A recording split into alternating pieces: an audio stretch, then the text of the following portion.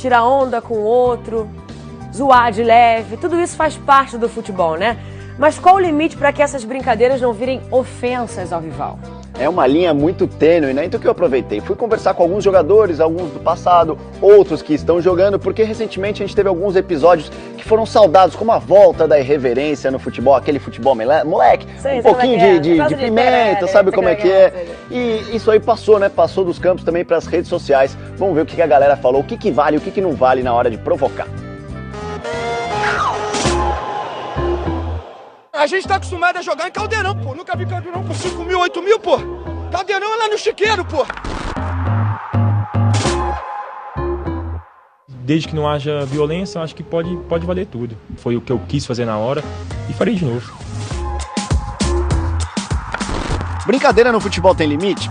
O Esporte Espetacular foi a campo ouvir provocadores e provocados para saber o que pode e o que não pode na hora de tirar uma onda com os rivais.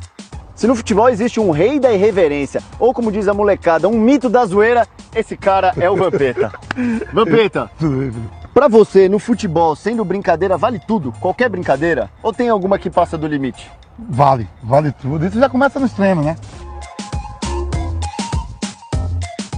A gente teve aí um exemplo que ficou muito claro aí recentemente de duas comemorações. Uma foi o Felipe Melo, que foi provocado pela torcida do Santos, falando que ele afundou o Brasil na seleção. Depois, no fim do jogo, ele ficou fazendo aquela... E a gente teve também o Maicon, que claramente imitou uma galinha, né, pra ironizar e pra brincar com a torcida do Corinthians, que é o apelido pejorativo dos corintianos, é galinha, né? E depois ele recuou, falou que não era uma galinha, deu pra trás. Foi galinha que você imitou? Não. Muita gente chama a torcida do Corinthians de gambá e um gambá não tem asa, né? O Corinthians fez um gol naquele jogo, empatou, não deu troco. O que você achou dessas duas coisas que aconteceram? E como é que você vê hoje? Parece que os caras falaram, olha, com todo respeito, queria pedir desculpa, mas acho que a gente vai ganhar o clássico. Parece aquele negócio que tá no Senado, na Câmara. Vossa Excelência, um xingou outro, mas Vossa Excelência, pá! Não, mas eu gostei. A sacada do Felipe, né, na Vila Belmiro, a torcida do Santos pegando no pé dele, e ele fez aquilo. E em relação ao Maicon, eu achei a sacada da hora. Agora eu achei que os caras do Corinthians foram muito medrosos, cara. Na hora que empata o jogo, tem que dar resposta pro Maicon. Tipo o quê? Sei lá, imitava um Bambi, fazia alguma coisa. Durante os anos 80 e 90, o futebol teve muitos boleiros que eram notícia mesmo sem a bola nos pés. Provocadores, fanfarrões, sempre esquentando um pouco mais as rivalidades. Foi uma brincadeira, com todo respeito ao Palmeiras, mas todo mundo tava procurando o porco, e o porco tava lá dentro da rede. Urubu, otário, quem tem o Túlio não precisa do Romário. É isso aí, agora a corte tá toda feliz, o rei, o príncipe e o bobo. Romário, para de, na hora que você quiser o gol de pênalti, para de comemorar com a torcida do Flamengo, pô. Dá um abraço no gesto, que ele tem te ajudado pra caramba. Serginho, você provocou muito jogador na sua vida? Nossa senhora, Clube. eu tenho 35 processos.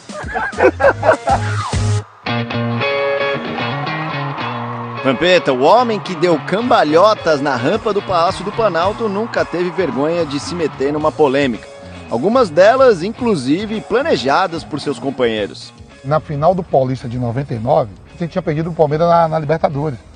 E na sequência, na final do Paulista, os caras do Palmeiras entrou todo mundo. Cabelo verde, tudo. A concentração disso falou, pô, como é que nós vamos devolver isso? Faz o seguinte, a depender de como tiver o jogo, me avisa que eu vou atravessar o campo fazendo embaixada. Aquilo foi tudo combinado antes. Mas essa deu briga, né? Essa deu uma confusão e às vezes a confusão... Por quê? Porque foi uma brincadeira que passou do limite ou porque o clima já estava quente entre as duas equipes? Porque foram... Não, era muita rivalidade. Durante os campeonatos a gente se enfrentava muito, era dois super times. O Edilson tá com inveja, nós ganhamos a Libertadores, ele não ganhou, coitado. Ô, Gama, a rivalidade é uma coisa, ele tá confundindo as coisas. Campeões brasileiros em 2002, Diego e Robinho foram os maestros daquele título. E também orquestraram uma provocação que deu o que falar naquele campeonato, num clássico contra o São Paulo. Todo mundo lembra o Diego indo comemorar em cima do símbolo do São Paulo. Aquilo poderia ter sido espontâneo, mas foi combinado, é isso? Não, foi basicamente bem combinado. A gente tava conversando no almoço e aí comentou na brincadeira, eu vou fazer... Tipo desafio, eu vou subir lá. Mas e todo mundo olhou pra ele e falou, não, Diego, pelo amor de Deus, não vai fazer isso, né? Aí quando ele faz o gol, ele sai correndo, a gente sai correndo atrás dele pra comemorar o gol. Mas quando ele pula a placa, aí pulou só ele e o Robinho, até que o restante do time ficou parado. E o Robinho correndo atrás dele, o Robinho gritava, volta, volta! E volta que jeito. Aí pulou, aí o Simplício veio a galera, né? Passou do ponto aquela? Então, eu particularmente, assim, naquele momento é uma coisa que o cara sentiu, entendeu? Mas assim, foi legal também que faz parte do espetáculo. O São Paulo, o jogador do São Paulo veio pra cima, a gente procurou conversar ali e seguiu o jogo. Ninguém agrediu ninguém. Se na Vila Belmiro tivesse um símbolo gigante do Santos e saísse um gol do São Paulo e os caras comemorassem símbolo do Santos? Ah, mas acho que só eu não ia lá não, acho que ia todo mundo. Até o banco ia. Sem dúvida. Assim, sabe por quê? Porque uma vez o Diego fez 2002, isso. 2002. Aconteceu esse episódio, o Diego foi correndo e pulou e mas o Diego é igual ele, é doido, né? O doido a gente não se mexe assim. Não. Ontem no 0x0 entre Flamengo e Vasco, que classificou o Cruz Maltino para a final da Taça Rio, Diego deu uma cutucadinha dali. O jogo, ataque contra a defesa, prevaleceu a defesa porque nós não fizemos o gol, mas excelente movimentação, dominamos o jogo. Rodrigo devolveu a colar. Pode ter o domínio, quem saiu classificado foi nós. E ambos deram uma pimentada na reta final do campeonato. Tudo na maior desportividade. O problema é quando a piada só é piada para um dos lados. Afinal, a torcida sabe separar a brincadeira bem-humorada e sadia da provocação preconceituosa e ofensiva? Quando a provocação vai do deboche para a ofensa, aí é preciso ter um certo cuidado. Porque quem decide a dose, se vai ser brincadeira, ofensa ou deboche, é quem recebe. Não é a racionalidade, a cabeça de quem faz, mas é o coração, a paixão, a emoção de quem recebe. A torcida portuguesa não pode pagar no pé de ninguém, a torcida portuguesa cai dentro do Acombe, é isso que dá aí, ó. Será que o próprio crescimento da violência entre torcedores que criou medo de brincar? Ou é aquela coisa do discurso politicamente correto? É preciso ter um cuidado com isso para que as violências existentes no Brasil como um todo e no futebol em particular não sejam acentuadas por uma brincadeira mal planejada, mal cuidada e mal dirigida. O fato é que para muita gente o futebol perdeu um pouco do tempero. O futebol tá um pouco chato, porque você não pode tirar uma camisa, você não pode fazer uma... Você jogando com torcida única, ao seu favor, você não pode pôr a mão no ouvido, porque... tá ofendendo quem se é torcida única? Pé direito na bola, pro gol! Comemoração do Cueva no jogo São Paulo e Santos aqui na Vila. Ele fez aquela comemoração que ele alega que é uma comemoração que ele sempre faz, e você não gostou. O que você acha, com a cabeça mais fria hoje, já passou um tempo, como é que você vê essa situação? Não, acho que ele falta de respeito com a nossa torcida, né? Ele falou, não, mas eu desde pequeno eu faço isso. Eu falei, então tu tem que começar a parar de fazer isso aí, pô, na casa dos outros, né? E... Se fosse no Morumbi, tudo bem. É, porque tá na casa dele com a torcida dele, né? Mas ele foi da nossa ali do lado e já meteu aqui, eu fiquei bravo, fui tirar uma satisfação, né? Pode isso, Arnaldo?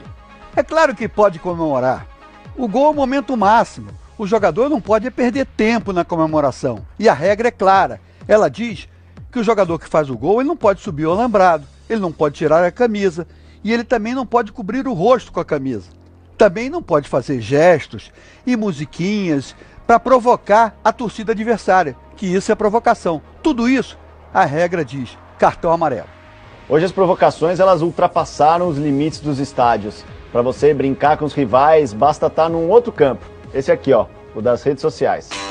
Tá chegando o rei da zoeira aqui no Santos, ó, correndo, sem chuteira.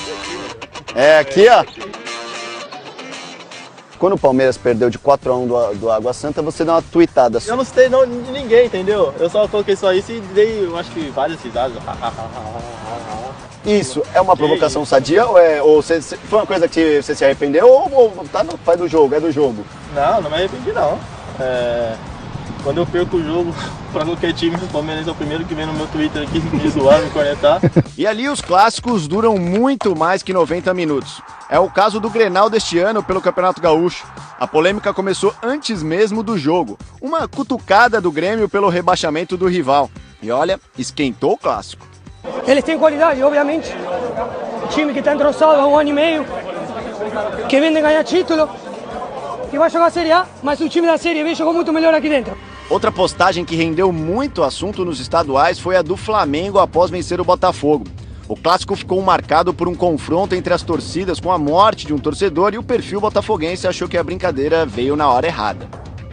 Por causa das reações das torcidas rivais, alguns clubes vetam os jogadores de darem entrevistas sobre as provocações.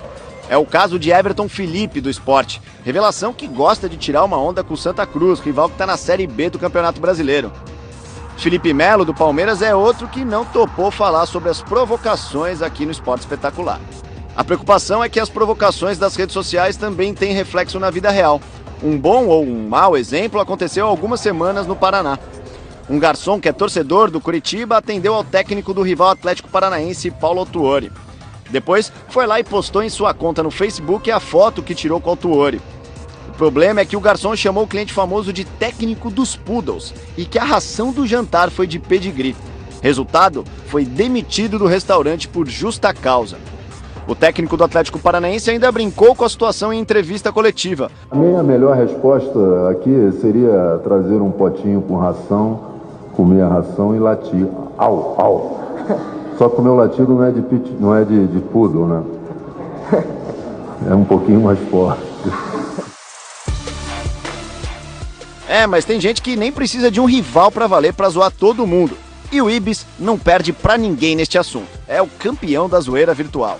Dizem que o pior time do mundo é o melhor time do mundo no Twitter. O futebol hoje em dia tá muito chato. O futebol tem que ter mais humor, aquela zoação raiz, antiga, que todo mundo fazia, e menos violência, briga, como a gente vê por aí. Gente, não vamos deixar o futebol morrer. Isso é o futebol, faz parte, é isso aí mesmo, mas sem briga, sem confusão, com responsabilidade sempre. Nas redes sociais, nos microfones, nas comemorações. A provocação tá em campo. E quem tá afim de entrar nessa dividida?